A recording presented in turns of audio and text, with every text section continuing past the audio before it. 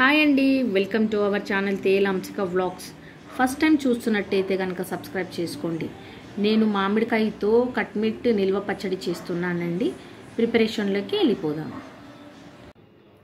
1/2 kg మామిడికాయ ముక్కలండి ఇవి. పైన తోలు ఇంకా టెంకి తీసేయాలండి. ఇట్లా చిన్న చిన్న పీసెస్గా చేసుకోవాలి. కట్మిట్ నిల్వ పచ్చడి చేస్తున్నానండి. చాలా బాగుంటుందండి. ఒకసారి ట్రై చేసి చూడండి. స్టవ్ పైన గిన్నె పెట్టుకోవాలండి. తడి లేకుండా చూసుకోవాలి. ఇప్పుడు ఇందులో ఆయిల్ వేసుకోవాలండి. 200 grams ఆయిల్ వేసుకోవాలండి. ఇప్పుడు ఇందులో ఆయిల్ వేడైందండి. ఇప్పుడు 1 teaspoon జీలకర్ర ఆవాలు వేసుకోవాలండి.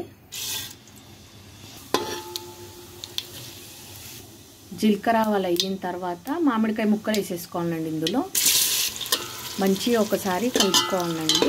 మొత్తము మాడనివ్వద్దండి. ఒక 2 minutes మగ్గిన తర్వాత ఇందులో 1 tablespoon అల్లం వెల్లుల్లి పేస్ట్ వేయాలండి. మిక్స్ చేసుకోండి మంచిగా. ముక్కలని మంచిగా మగ్గనివ్వాలండి. ఒకసారి చూడండి, ఇట్లా సాఫ్ట్గా మగ్గాల. ఇప్పుడు ఇందులో 1/2 teaspoon పసుపు వేసుకోవాలండి. 1 teaspoon ఆవపొడి వేసుకోవాలండి. 1 teaspoon జీలకర్ర పొడి కూడా వేయాలండి. ఇది డ్రై రోస్ట్ చేసుకున్న తర్వాత వేయాలి. మెంతులు కూడా డ్రై రోస్ట్ చేసుకోవాలండి. చేసుకున్న తర్వాత గ్రైండ్ చేసుకున్న తర్వాత ఇది కూడా ఒక 1/2 teaspoon వేయాలండి. కారము తగినంత వేసుకోవాలండి. తగినంత ఉప్పు కూడా వేసుకోవాలండి. 1/2 cup షుగర్ కూడా వేసుకోవాలండి. మొత్తం ఒకసారి మంచిగా మిక్స్ చేసుకోవాలండి.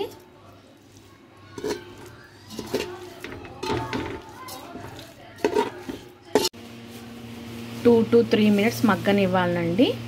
మగ్గిన తర్వాత స్టవ్ ఆఫ్ చేసుకోవాలండి. రెడీ అయ్యిందండి కట్మిట్ నిల్వ పచ్చడి. ఇది చల్లగైన తర్వాత గ్లాస్ జార్లోకి ఎత్తి పెట్టుకోండి. గ్లాస్ జార్ తడి లేకుండా చూసుకోవాలండి. ఈ పచ్చడి 1 year నిల్వ ఉంటుందండి. పిల్లలు చాలా ఇష్టంగా తింటారండి. టిఫిన్స్లోకి చాలా బాగుంటుందండి. ఒకసారి ట్రై చేసి చూడండి. నా వీడియో కనుక మీకు నచ్చినట్టయితే please do like, share and subscribe to my channel. Thank you.